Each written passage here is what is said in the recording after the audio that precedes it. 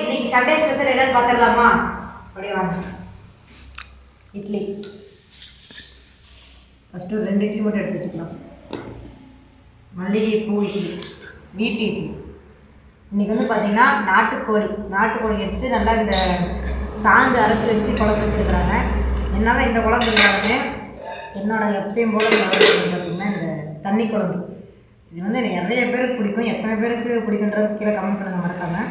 அப்படியே இந்த தண்ணி குழம்பு மேலே ஊற்றி விட்டு அப்படியே நல்லா ஊறணும். அப்படியே ஊற்றி விட்டு அப்படியே இட்லிக்கு அப்படியே அப்படியே அப்படியே பூ மாதிரி வருது. அப்படியே நல்லா போட்டு பெரட்டணும். நல்லா ஃபஸ்ட்டு அப்படியே நார்மலாக சாப்பிட்டு பார்க்கலாம்.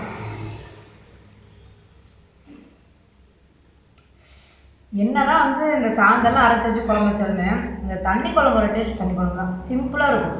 சும்மா அப்படியே குழம்பு கொதிச்சுட்டு இருக்கும்போது அப்படியே சும்மா அப்படியே இருப்பாங்க. செம்ம டேஸ்ட்டாக இருக்குது. சூப்பரு.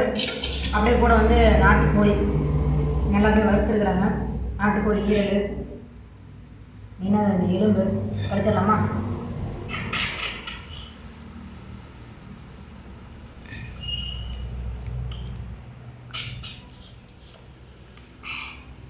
செம்ம டேஸ்ட். ஈரல் சாப்பிடலாம்.